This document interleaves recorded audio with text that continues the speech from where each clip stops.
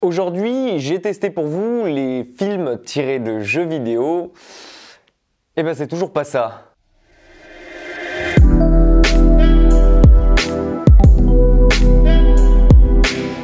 Quand j'ai vu que le jeu vidéo Monster Hunter allait être adapté au cinéma, la première chose que je me suis dit c'est pourquoi pas? On pourra jamais faire pire de toute façon qu'Assassin's Creed.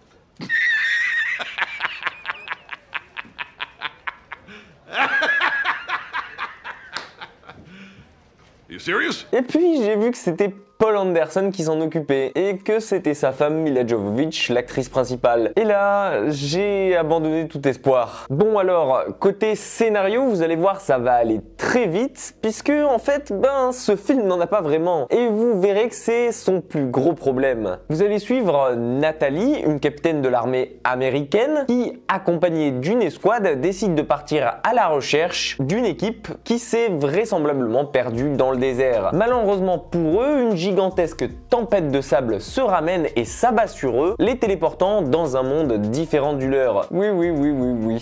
Ça se passe comme ça. Et en moins de 5 minutes de scénar. Ah, je vous l'avais dit, hein, c'est fainéant. Bref, ils arrivent sans une quelconque explication, ni même une quelconque introduction, dans un nouveau monde dans lequel le portail a vraisemblablement été ouvert. Un monde hostile, peuplé d'énormes créatures tout droit sorties du Jurassique et qui n'ont qu'une seule chose en tête, bouffer nos acolytes le plus vite possible. Mon cher professeur Sattler, bienvenue à Jurassic Park.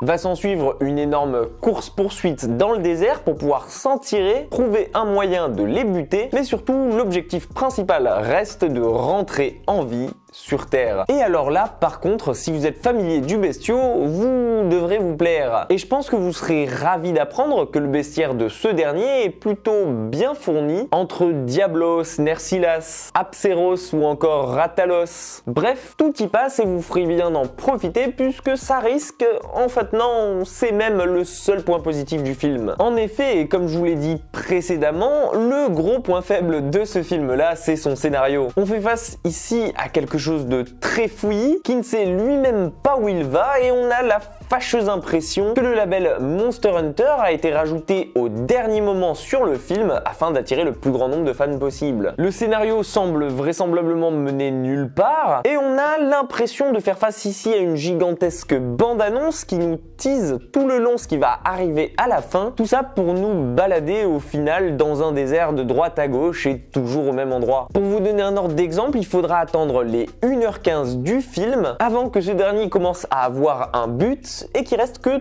30 minutes pour ça. Le tout pour oser se terminer sur un cliffhanger qui annonce une suite avant même que le premier film ait réellement pu démarrer. Si c'est pas la pire manière d'attirer des fans, je sais pas ce que c'est. Oh oui, oui. Mais si encore, le scénario c'était le seul problème de ce film. Seulement voilà, il y en a tellement des problèmes comme celui-là que je sais pas par où continuer. Le deuxième gros point négatif du film, c'est tout de même ses combats. Et là, c'était bien trop flagrant pour que je puisse passer à côté. Le film se veut clairement bourrin niveau action, mais il refuse de l'admettre et à certains moments du film, soit pratiquement 60% de ce dernier, il tente de faire passer tout ça pour un film chorégraphié et orchestré à la manière d'un John Wick. Comment vous allez me dire?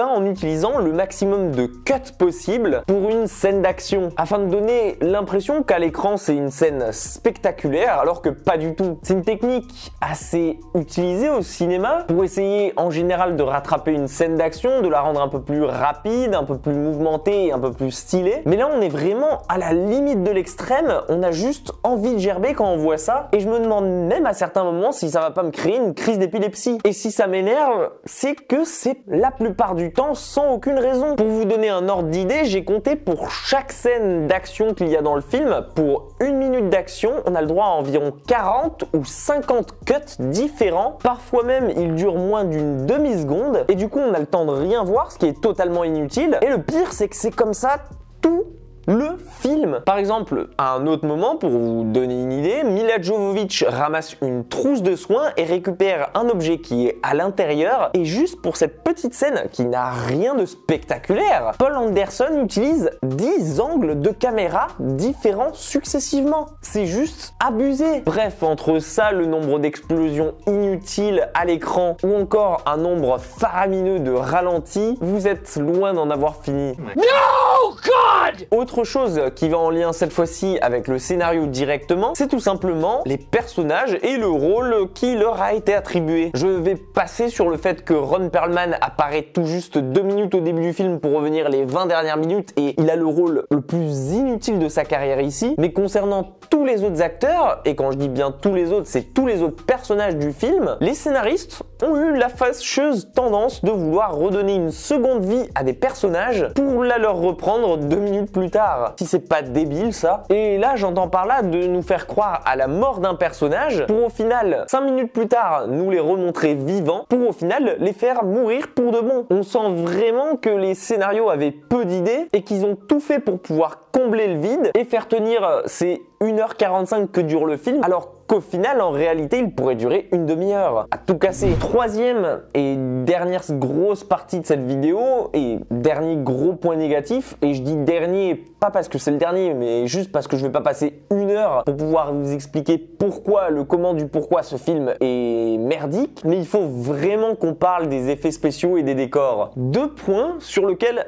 a priori, le film aurait pu s'en tirer sans encombre, et qui sont, au final, presque tout autant ratés que le reste. Ok, un désert c'est joli et ça va bien 2 secondes, mais un seul biome pour un film Monster Hunter, vous êtes sûr? Et en plus, le pire dans tout ça, c'est d'exploiter que 10% de ce désert pour faire concentrer toute l'action au même endroit et avoir l'impression qu'on tourne en rond sur nous-mêmes. Ce genre de truc, ça marche que dans des films comme Palm Springs. C'est logique. C'est une boucle temporelle, forcément qu'on va toujours revenir au même endroit. Mais quand c'est un film qui est censé avancer, avoir de l'action et tout ça comme Monster Hunter, ça paraît pas crédible de passer 1h45 dans environ 100 mètres carrés. Tout ça pour en plus nous fournir des effets spéciaux dégueulasses qui se voient très bien quand on est face à face aux monstres ou que Milla Jovovich les affronte, qui tiennent plutôt bien quand la caméra est éloignée d'eux, mais sinon, ça tient largement pas tous les films du Monsterverse. Et encore moins Godzilla vs Kong qui sort en même temps.